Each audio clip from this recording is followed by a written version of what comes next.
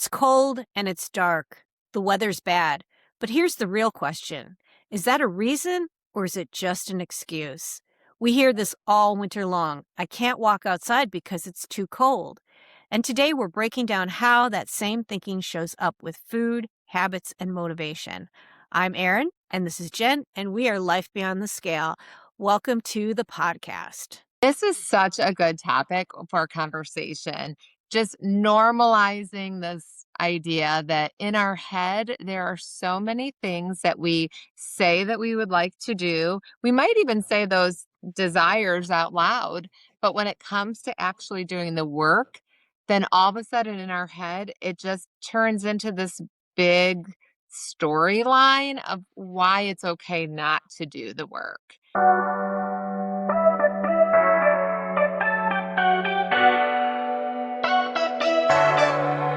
And so I wonder if just somewhere along the way are very true, very good reasons, as you mentioned, the weather, busy schedules, food cravings, whatever they might be, those a broken foot, right? I mean, sometimes it's hard stuff, the car breaking down, Yes. those are completely fair and good.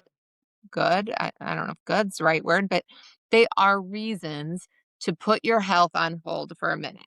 Yes. However, the challenge in today's conversation is when does that very good reason swap and start sliding into this is just my excuse? Oh, yeah. Like your plantar fasciitis was 2 years ago. Like, I don't got that anymore. Those babies of baby weight you're trying to lose, those kids are 15. Like, what's Yes. your reason now? Yes. Yeah. It's true. I can honestly say I have milked my plantar fasciitis for quite a while, and I'm kind of sick of it myself. I realized that I wasn't even talking about you, I but know, but hey, I'm diving right on in. It's real. I can't tell you how many people I've talked to who, when they have experienced an injury and they cannot do a particular thing that they've been enjoying, when I would say, "Well, okay, well, what else can you do?" The look of like, "What do you mean, what else can I right. do? Like, why would I even consider anything else?" And I mean, for the record, I get it. There were Right. only We things both I do wanted to it. do. I'm like, I don't want to do that. I want to do what I can't do. And I'm mad that I Right. can't do it. And so it's my valid reason slash excuse why I'm not doing it. Yes. Yeah. So I guess how do we differentiate between the two? And when is it okay to just put our health goals on hold and decide, eh, even when we talk about the pit, right? Like, how long am I going to be in the pit throwing myself a pity party? Those are all okay, situations because they're temporary, but Yeah. sometimes the way out of the pit or the way going from, you know, reason to excuse is just kind of setting a deadline to it and really kind of figuring out like what are the constraints around this, what adaptions are required of this time, or you know what, I am going through this really hard situation with family, with a loss of loved one, with illness, with a plantar fasciitis, with a medical diagnosis, a physical ailment, and it's okay for me to say right now, this is over here on the shelf, and I'll get to you when I'm able. Yeah. But if we start to catch ourselves doing this with everything, why I Mm. can't wear the weighted vest, why I can't go outside, why I can't go to that appointment, why I'm paying for a gym membership and not showing up, I wonder if those tend to just be more of excuses. I would say so. I think as a litmus test, when you say it so many times that even you're getting sick of hearing yourself say it out loud, I think it's time for a change. Yes. And so part of my strategy with this is to hear myself say it out loud. Yeah. Because in my head, just like with trials that come my way, everything seems more hard inside this brain of mine, right? Like I am multitasking 100 different thoughts. I've got all the tabs open. My mind is bouncing from thing to thing. And so it's really easy to put my health kind of last or on the bottom kind of rung, so to speak. And so when I can say it out loud, all of a sudden it normalizes it, but I almost can like physically can hear, "That's a bunch of bull, Jen." Like, "Shut your mouth. That was BS." Right? Like, sometimes it's just like, Yes. "Oh my gosh, I could not believe." Here's one of the silly, stupid examples I used to do back when I was drinking Diet Coke, and I would go to McDonald's, used to love their Diet Coke. I don't know if it was the ice or whatever. I'm sure every McDonald's Diet Coke lover understands the obsession that I had had. And so for a while, when I would go to get a Diet Coke, I would also then get up to the counter and say, also, and fries. Like I need a Diet Coke and fries. Yes. And I would start to justify, right? Like, or and a burger and a whatever. And I would justify it. This is, again, I'm embarrassed to even say it out loud. In my head, I felt bad for this multi-billion-dollar company called McDonald's because they probably had debit card fees, and I was getting $1.06 a drink that was probably paying with my debit card. It was costing them money to give me my Diet Coke for $1.06. So if I spend a little bit more money, it would protect their business. And I mean, like, oh my gosh, the stupidity saying that out loud, right? But in my head, it was a reason to allow myself a bigger treat. I think that we all can justify just about anything, and that definitely is a really creative way of justifying a Right. McDonald's They drive-through might go out of snack. business over my debit charge or my credit card charge of that $1.06. Yeah, but in our head, we do this all the time. And again, sometimes in our head, it is a good reason. Like, I might get hurt again. I know somebody who's fallen. Maybe I could fall. Maybe the neighbors didn't shovel their sidewalks and it might be, dangerous for me to be out there. But if I've never left the house to see if the neighbors have shoveled, then I'm gonna I'm gonna say, "Hey, that's an excuse. That's not your reason anymore." Yeah. How many of us have decided not to try something else as a alternative just because we've just decided it's just not good enough? Yeah. Even when the opening talking about the weather, well, okay, it's February. By June, we'll be saying, "It's too hot. Oh It's my too gosh. hot. I can't walk outside because it's too hot." There was So too many mosquitoes and bees and humidity and yeah. it's the Goldilocks factor. I Yeah. need it to be just right. It can't be this and it can't be that. It has to be right in the middle and it has to be just right. What Yeah. is just right? I mean, until we really get into something and experience it, it's hard to know if it's gonna be just right, just wrong, or right in the middle. Who knows until you actually do it? And yet, I'm as guilty as anybody. I'm like, I need to be doing things, and it's like, "Oh, but I might not like it. Oh, but I might. Hmm. Which Hmm. one will it be? Hmm. Right, and that can fall right into that all or nothing Mm, component, right? yeah. Where it's not what I wanna do, so I'm gonna do nothing instead. It never even occurs to me to think or to challenge myself of what could I do instead, or to lower the expectation and think, "Well, I'm gonna, walk to the corner, and as soon as I come to a house that hasn't shoveled their driveway or their sidewalk, then I'll give myself permission to turn around." But if Ooh. not, I can keep going, right? Like, Yes. this is like, it's almost like challenge that because if we really care, then we're going to have to do the work. Okay. I wanna flip it to food. Yeah, let's talk food. All What do right. you What think with food? excuses or reasons do we have when it comes to food then? Mm.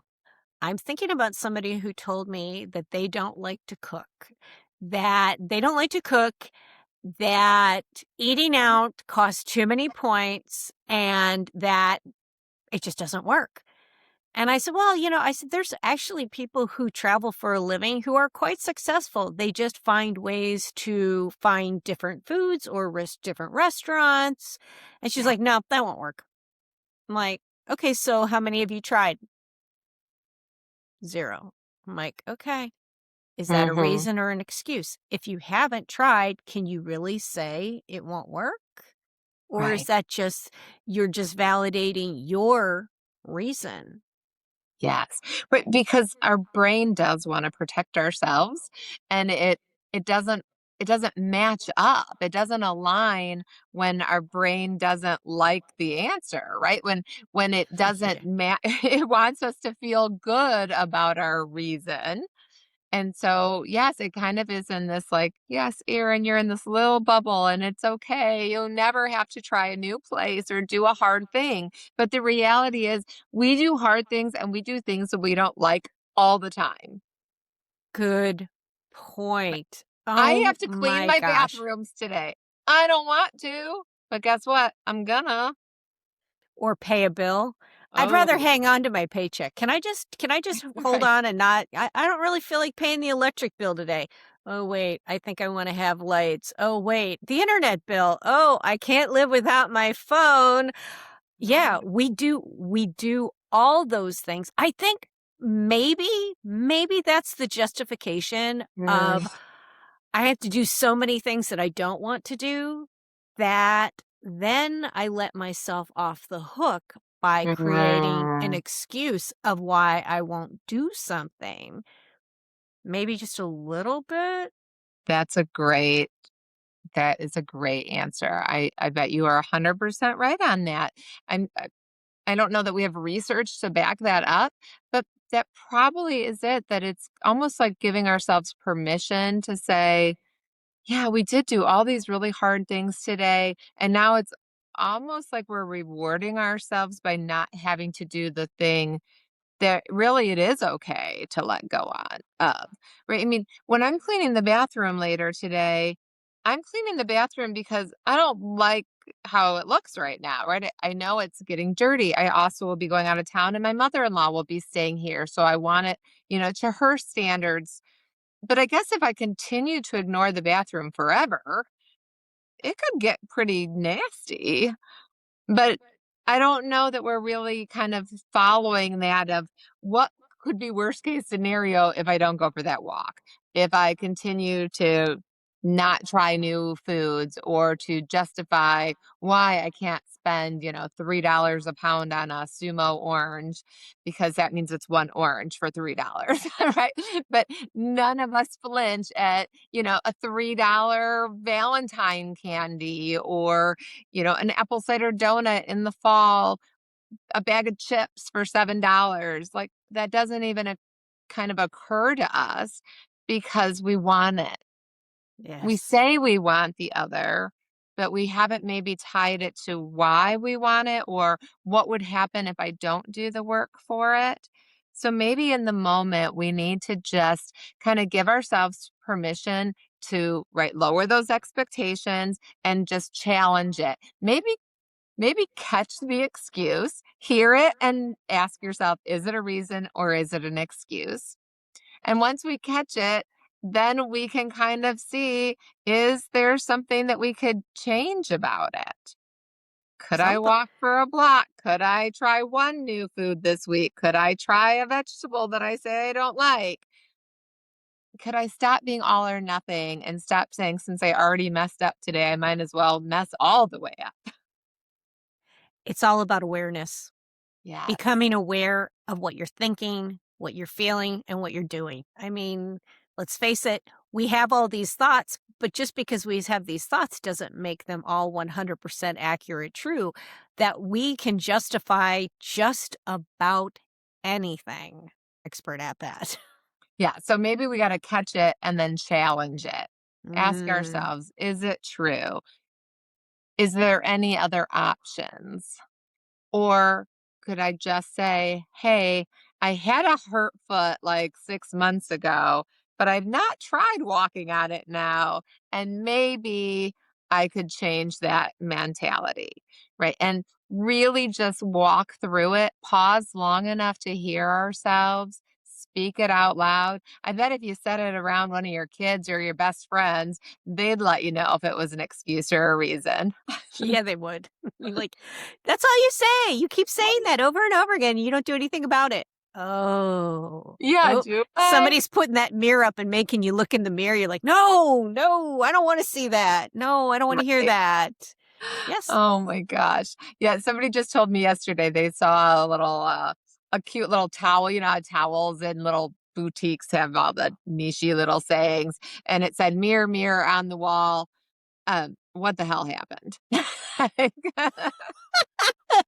I was like, "Oh, that's cute."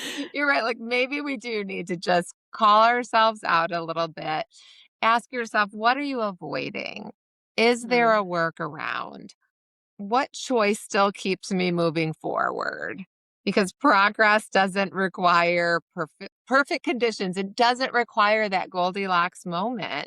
It yeah. just requires some honest steps and maybe some actions. If something that you saw today, share it with a friend. You commenting, subscribing, all of that really sends us out into the YouTube, Spotify, and Apple algorithm out there. And remember, you are more than a number on the scale, and you deserve to live a life beyond it. See you next week. Ever have one of those days? Think I'm having one today. The bad hair day, the no energy, the stupid box of springs that we call the scale is refusing to move. It is refusing to acknowledge all of the effort that I've put into this week. Those weeks where we drank the water, we actually ate our fiber, we went outside and didn't use the excuse that it was too cold, and yet I get on the scale today and nothing is budging.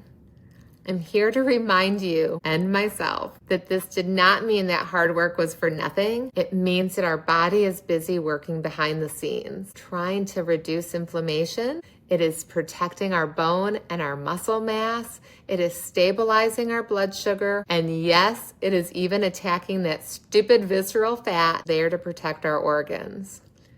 The scale doesn't reflect all that. The scale isn't showing us effort and it's not showing weight loss all the time. But those behaviors were not for nothing. So be gentle on yourself. Take back the power from the scale. Acknowledge that your jeans fit better, that your butt was a little higher, that you slept a little better, that you woke up a little more refreshed, and give your body a chance to build trust with itself. Gone are the days that we can undereat and still see weight loss. In midlife, your body needs to trust you in order to release this weight. So make sure that we're eating enough. Give your body the fuel it needs before going to the gym and hitting it hard. And when we notice those non-scale victories and our body begins to feel trust, it will release the weight and the scale will catch up.